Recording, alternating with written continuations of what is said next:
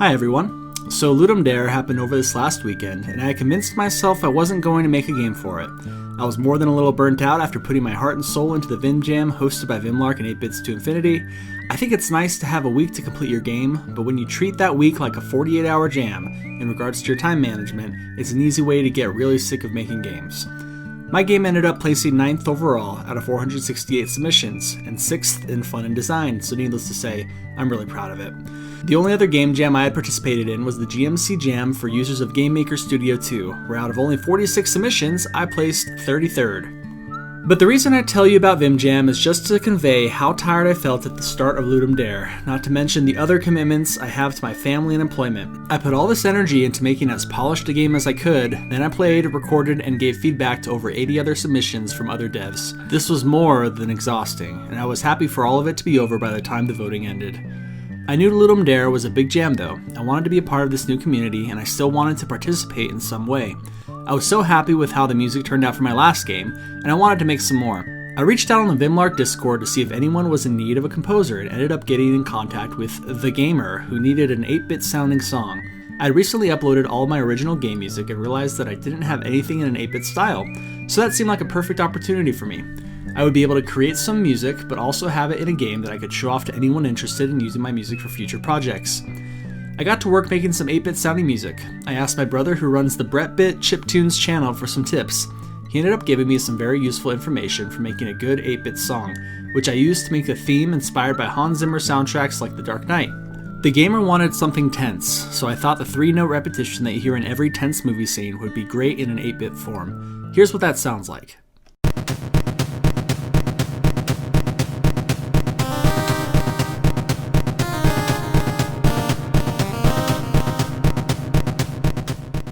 Then I changed that theme into a major key and put some happy chords behind it for a congratulatory melody.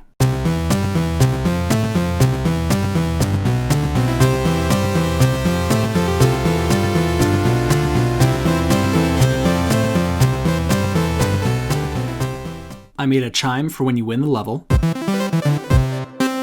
And then I made some menu music that just takes the tense theme, cuts out the repeating line, and adds a loud booming sound every other beat to keep the tension but remove the urgency.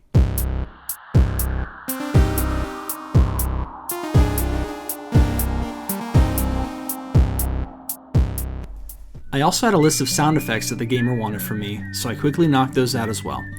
As I was working through the music and sound effects, I thought about two of the mechanics for my Vim Jam game that I loved that didn't get as much attention as they deserved due to the condensed nature of my 10-minute Metroidvania. Those were the teleport and the Mega Punch. For that game, I spent a good deal of time working on a punch that felt meaty and was a blast to use to defeat the final boss. That boss battle only lasted about 30 seconds. There was also a teleport that I loved, which was only ever really used in a single chase section of the game, for about 10 to 15 seconds. I decided eventually that if I reused my art and focused on everything else, I would have enough time to knock out a game within the time period. The biggest problem for me then was the Ludum Dare theme. The theme for Ludum Dare 47 was Stuck in a Loop. The most obvious loops to me seemed to be time loops, which I think a good deal of submissions made. Those were all a blast to play, but some of the coding in the games seemed to be above my current skill level, and I was still so tired that I didn't want to learn something completely different. Eventually, I decided to heck with it. I wanted to show off this fun game, and I didn't really care how closely of a tie-in it was to the theme. What was important to me was that it was fun. Eventually, my sad excuse for an adherence to the theme was to loop through the same level over and over again on different difficulties. So with that, I opened Game Maker Studio 2, opened my platformer, and got to work. I want to take a moment to talk about my starting template since I spent a good chunk of time at the beginning of the jam adding to one. Every game jam I've ever participated in allows you to use general code for things like menus, player movement, etc. Because of that, after the last jam and for the first portion of this one, I put together a platformer starting template with all the work I will reuse every time I make a platformer. These will be things like movement, jumping, squash and stretch of the character, and an animation script to control the look and feel of the character. I also include things like lighting code, screen shake, cameras, text systems, debugging scripts, general menu buttons, and controls, and pretty much everything else I need to use to get started with the game. I do have sprites in this template, but they are all either placeholders for things like the character or blocks or different colors that I use for things like walls, triggers, and cameras, and are not seen by the player. I also keep a little triangle marker for the speech bubbles and text system that I import into the game, Using this template is one of the only ways that I'm able to achieve so much in my game jam. Things like the movement code almost always change, so I end up starting with a template and then I make modifications for new game features. Examples of this would be adding additional jumps, teleporting, punching, jumping on an enemy's head to hurt them. You get the idea. Once I had my starting template in and working, it was time to begin on the unique parts of this game. My first challenge was the teleport. There were things I didn't like from the teleport I used in my Vim Jam game, namely because it prevented you from teleporting if you were close to a wall.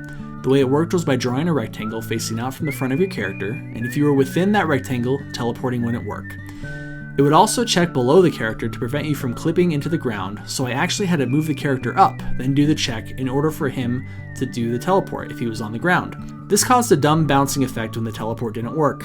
The rectangle actually went a little behind the character as well, so it wouldn't work even if you were facing away from the wall.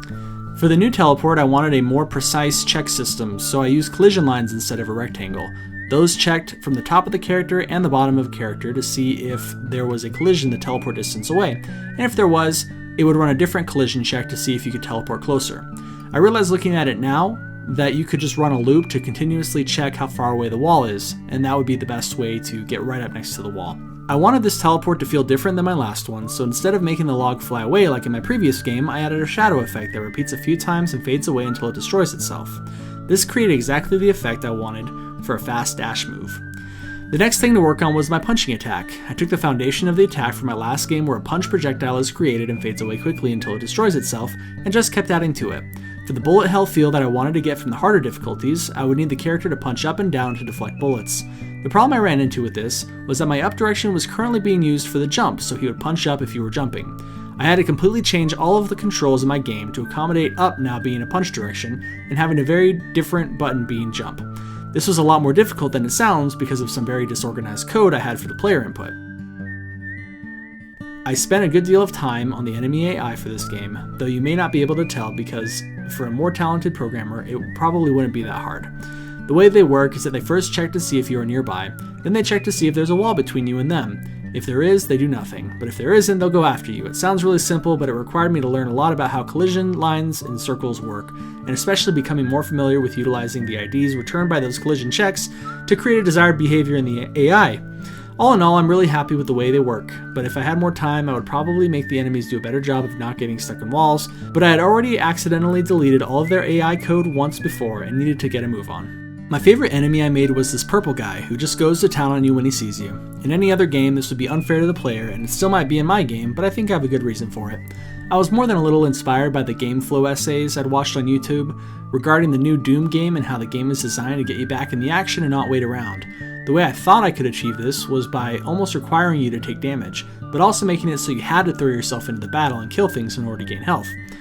If you wait around, you're actually far more likely to die. In my head, that seemed like a great way to get the player into a quote-unquote unbeatable scenario, but then making them feel like an action hero by rewarding their recklessness. In a full game, I think spamming the punch button for 10 hours might get a little dull, but I think a 5 to 10 minute jam works just fine. To those of you with some kind of joint pain though, you may need to wait around for an updated version where I just include an auto punch because it can get really tiring. This is about as long as I would ever make a game with the current functionality. And I feel like at that point it just becomes less fun, and like honestly now it just bugs my forearm. I don't feel like I had any skill. I actually feel like that last level took less skill than the other ones, which I think kind of loses it for me. I then worked on getting a layout for the game, which was pretty boring and there's not much to talk about. The main thing I realized when doing this was that just adding items and enemies and not changing the terrain was not very fun. I have a rule though, when it comes to making something right or making something fun, I will always choose fun. If I make something that follows the theme, I may or may not do well in the jam, but if I make something fun, I can fail the jam and still have a playable demo that might inspire something great in the future. So that's why the terrain changes now too.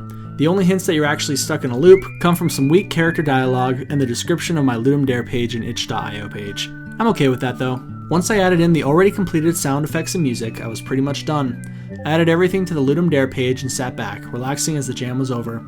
I soon found out that there was a horrible bug with teleporting and injured bouncing collisions, but what's done is done. And even though Ludum Dare does allow bug fixes, I'm honestly so burnt out after this whole process that I just don't care. I'm glad I got something put together and that I was able to put my own music in something I find fun. I don't need an amazing rating on this game. I'm proud of it. Maybe I'll remove that collision bug at some point, but maybe not. I think the imperfections of a game jam add to the charm. It's why I played more than 80 games for the last jam. I love seeing raw, unrefined art, and talent that goes into these. I love when someone is just making their first game and how proud they must be, and then I get to participate in that in some small way. I love when someone really goes out and makes something fantastic, and then as a community we come together to praise and encourage them. To anyone who made a game for Vim Jam, Ludum Dare, or any other game jam, keep up the good work. You're making something great, even if it's not refined, fun, or even playable. I look forward to seeing all of your projects in the future, and I'll be sure to tell you all about mine.